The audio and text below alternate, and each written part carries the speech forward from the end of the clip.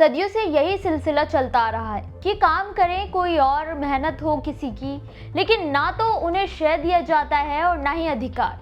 फिर भला अगर कोई दलित समाज से अपने अधिकारों का इस्तेमाल करता है तो ये कैसे जातिवादी मानसिकता के लोगों को पसंद आएगा। बस इतना मजबूर कीजिए कि वो खुद ही पीछे हट जाए।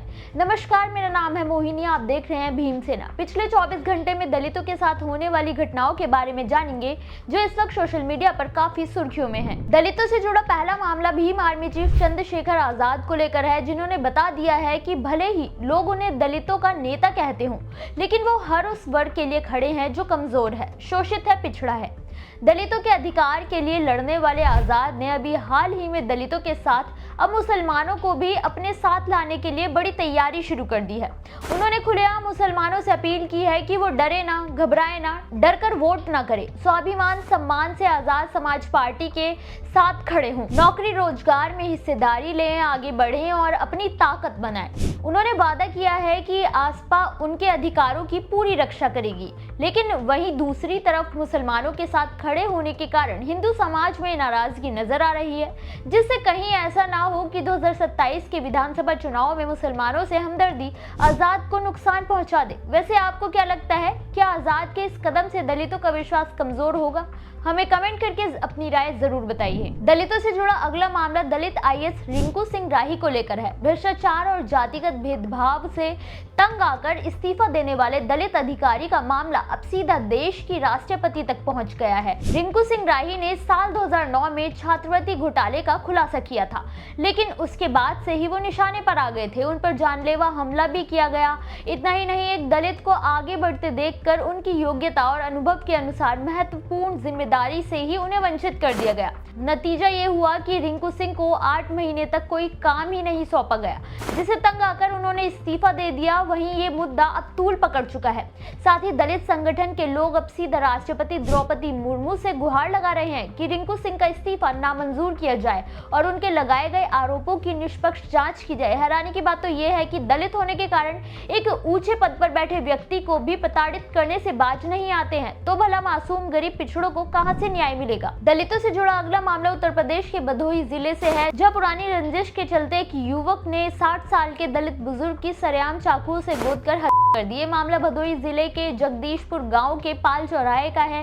पूरी घटना का एक वीडियो भी सोशल मीडिया पर काफी वायरल हो रहा है, जिसमें दलित युवक बच्चन राम जान बचाने की भीख मांगता हुआ नजर आ रहा है, लेकिन हमलावर श्रवण कुमार ने बुजुर्ग पर लगातार चाकू से कई वार किए। आनन फानन में उसे अस्पताल ले जाया गया, लेकिन पहुंचने से पहले ही उसने दम तोड़ दिया। वहीं पुलिस को अब इसकी खबर लगी तो उन्होंने तुरंत जांच करते हुए कुछ ही घंटों में आरोपी को गिरफ्तार कर लिया है। डिप्टी एसपी प्रभात राय ने बताया कि पुरानी रंजिश को लेकर ये की गई और पुलिस सख्ती से इस मामले की जांच कर रही है। फिलहाल आरोपी को जेल भेज दिया गया है। दलितों से जुड़ा अगला मामला उत्तर प्रदेश के संत कबीर नगर से है, जहां देर रात घर लौटते समय एक दलित युवक को 2 पुलिस वालों ने न केवल रोककर बुरी तरह से पीटा, बल्कि उससे जबरन पैसे भी वसूले।